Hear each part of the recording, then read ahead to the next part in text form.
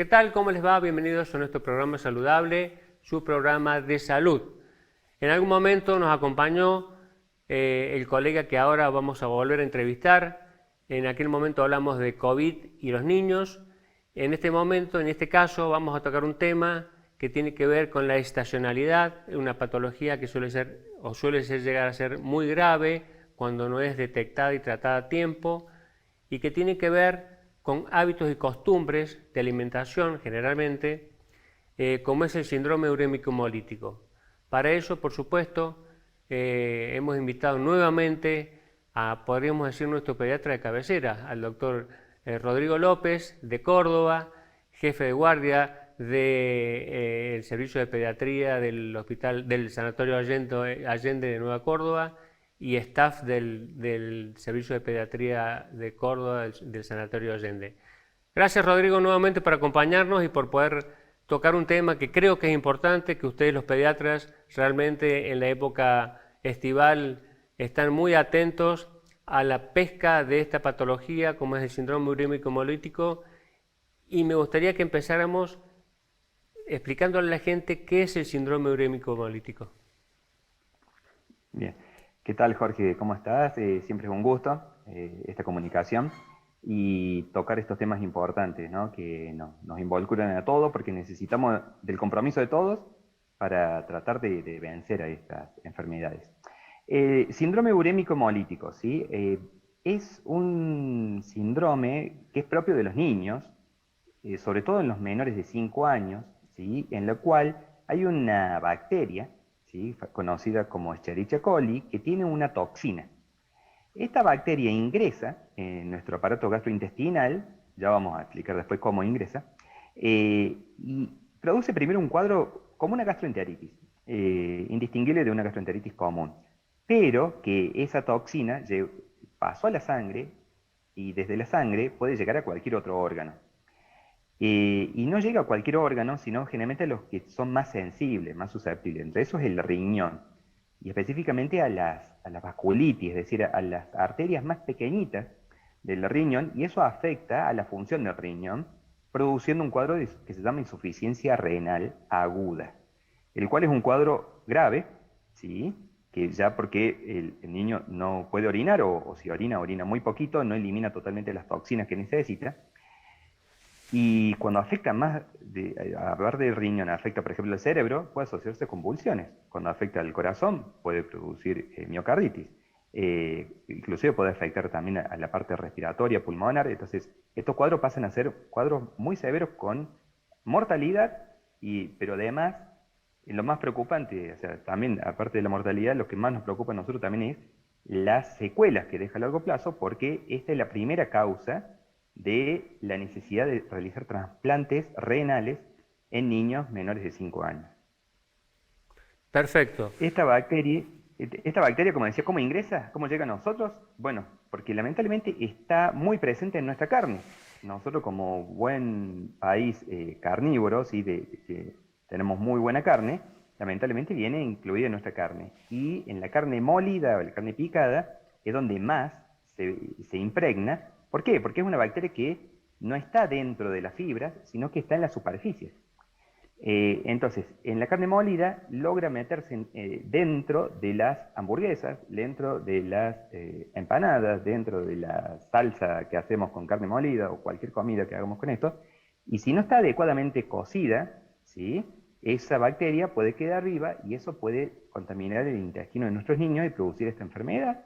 O inclusive si nosotros manipulamos la carne sin tener los cuidados adecuados de buena higiene de manos, o no haber separado adecuadamente tablas, platos o cubiertos que utilizamos con la carne con otros alimentos, se pueden contaminar los demás alimentos y de esa manera también puede llegar.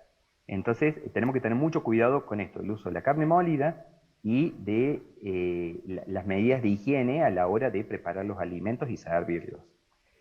Por eso van a escuchar que muchos pediatras van a decir, carne molida no le den a los niños, al menos hasta los 5 años, ¿sí? Que es la etapa de más riesgo. Bien, perfecto. O sea que a partir de los 5 años en adelante, recién pasando los 5 años, es lo sugerido como para iniciar a incorporar la carne molida como parte de la alimentación en un niño. ¿Cómo se presenta clínicamente este cuadro para sospechar y consultar rápidamente? Dijiste que puede ser a través generalmente de un trastorno gastrointestinal, que el niño que vea que la mamá que orina poco va poco al baño, que pueda hacer Así es, convulsiones, así es. trastornos, Palidez, que no es sé. otro signo característico. Palidez, la anemia que produce, ¿sí? Ujú, Produce un niño que está muy pálido y muy decaído, ¿no? Muy decaído, muy ujú, irritable, ¿sí? Inclusive un signo también que siempre es guión para nosotros es si la diarrea, en la materia fecal, encuentran sangre, exacto. ¿sí? Porque puede ser un signo muy importante que te avise que puede llegar a ser esta bacteria, el causante, ¿no? Entonces siempre diarrea con sangre es un signo de alarma. Si no está haciendo pis frecuentemente, también es un signo de alarma. Y si está muy pálido, muy irritable, muy decaído, también es signo de alarma. Y bueno, si ya tiene convulsiones, lógicamente que ya es un cuadro mucho más grave. Claro. Y otra pregunta tiene una relación con una época estacional del año, ¿no? En general, o puede presentarse en cualquier momento del año. Sí, se puede presentar en cualquier época del año, pero se nota que siempre hay una predominancia en estos meses, ¿no? Arranca el pico, empieza ahora, a nivel de septiembre, octubre, noviembre, diciembre, enero también, ¿sí? Son meses de muchos casos, lamentablemente, y después el resto del año como que decrece un poco. Ujú. Pero lamentablemente seguimos teniendo una meseta de aproximadamente 250, 280 casos por año en la Argentina y tenemos que ir disminuyendo eso, porque somos uno de los países con más casos de esto, Claro. de síndrome urémico hemolítico en el mundo.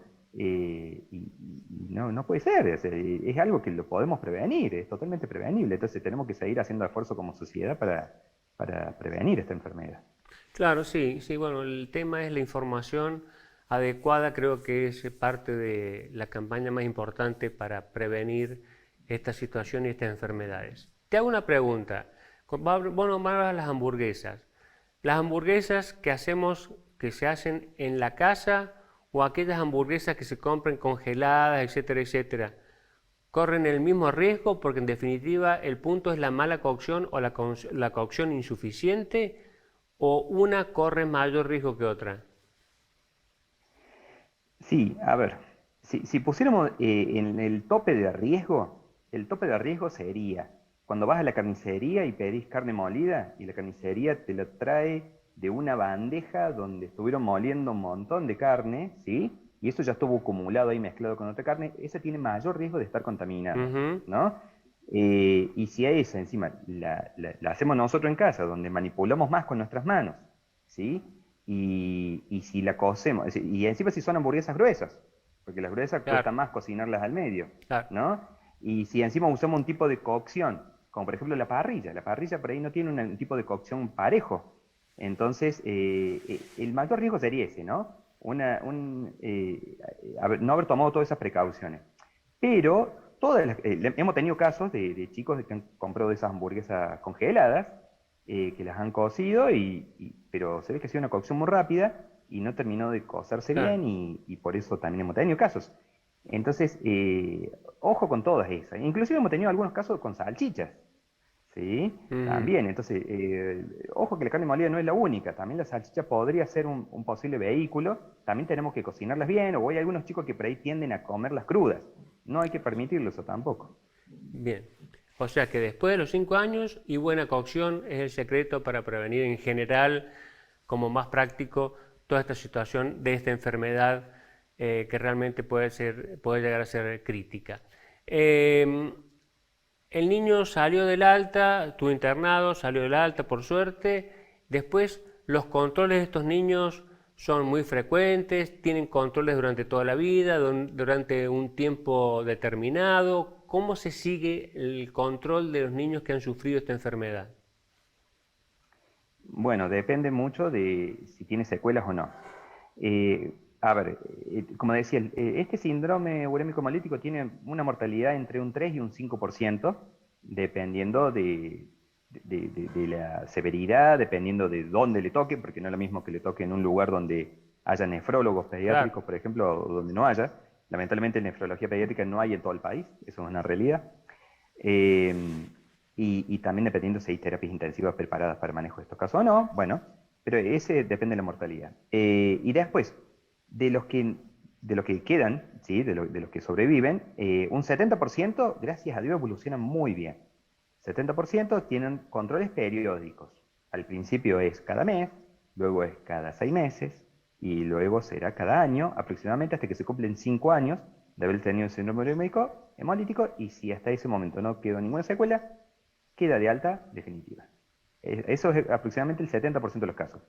Y hay un 30% que quedan con algún grado de insuficiencia renal o afectación de otro órgano, y eso requieren tratamiento crónico, lamentablemente, ya sea tipo diálisis, o ya sea trasplante renal, o ya sea otro tipo de suplementación de la función del órgano que queda afectado. Claro, perfecto, bien. Bueno, me contestaste la próxima pregunta que te iba a hacer, es que en aquellos pacientes que hacían una insuficiencia renal aguda, como vos planteabas al principio, iban a diálisis, a veces parte del tratamiento en el seguimiento es que continúen con diálisis. En el seguimiento, esos niños que continúan con diálisis al alta, ¿puede que en algún momento se recuperen y no necesiten más diálisis o generalmente quedan con diálisis para toda su vida? Bueno, sí, hemos tenido algunos casos de pacientes que han tenido que quedar con algún tipo de diálisis, pero diálisis de bajo volumen, ¿no? O sea, el diálisis que más se utiliza en pediatría es la diálisis peritoneal, ¿no? No es la diálisis la que se utiliza en adultos, ¿no? Claro. Que tienen que ir al centro de diálisis 3 o 4 veces a la semana. En el caso de los niños, muchas veces lo hacen domiciliarios, se entrenan a los padres o se envía un servicio de enfermería a domicilio que los va entrenando, todo esto.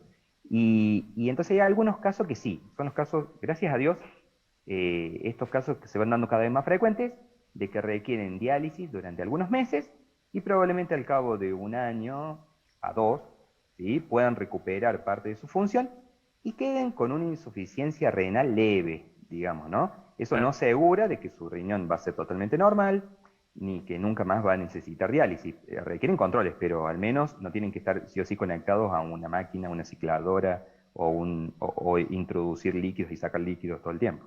Perfecto, muy bien. Tema interesantísimo. Bueno, nuevamente agradecerte, Rodrigo.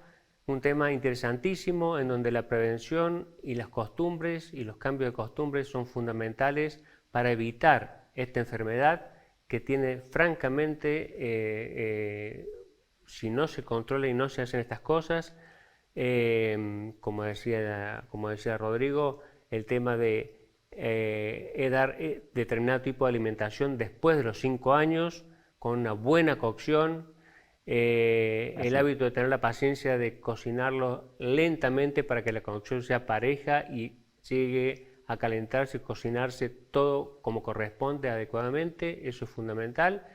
Y bueno, y evitar llegar a estas situaciones. Y si no... ojo el uso de las bandejas. A veces los asadores utilizan la misma bandeja, la misma tabla para la carne cruda Claro. y la carne cocida. No. Igual que hay gente que también dice, no, yo el cuchillo no lo lavo nunca porque si no se me oxida, y con la misma que cortó la carne cruda, después corta la carne cocida. No, porque esas son formas de contaminación cruzada, así que eso es muy importante concientizar a la gente. Perfecto, como verán, son cosas prácticas, cosas sencillas que hay que tener en cuenta, que uno en el día a día, los fines de semana, en la vorágine de hacer la gran comilona familiar, en estos cambios de hábitos de alimentación de los chicos, en donde la comida chatarra cada vez tiene más presencia, de ahí también la consecuencia de la obesidad infantil, otro tema que te voy a invitar a tocar en las próximas charlas. Me parece un tema muy interesante y de mucha actualidad. Así que, bueno, todas estas cositas a tenerlas en cuenta porque no son menores y previenen una enfermedad que puede llegar a ser mortal o dejar secuelas tremendas en los chicos y es absolutamente prevenible. Rodrigo, nuevamente muchas gracias por tu tiempo. Ha sido un placer volver a verte y espero que tengamos una charla próxima sobre pediatría. Me parece que obesidad será el tema en los chicos para la próxima te convocaré seguramente para este tema. Muchas gracias y bueno, espero que sea pronto que podamos coordinar una nueva charla. Muchas gracias y saludo a la gente allá por el sanatorio. Muchas gracias, Jorge. Un abrazo y bueno, nos estamos viendo. Muy bien.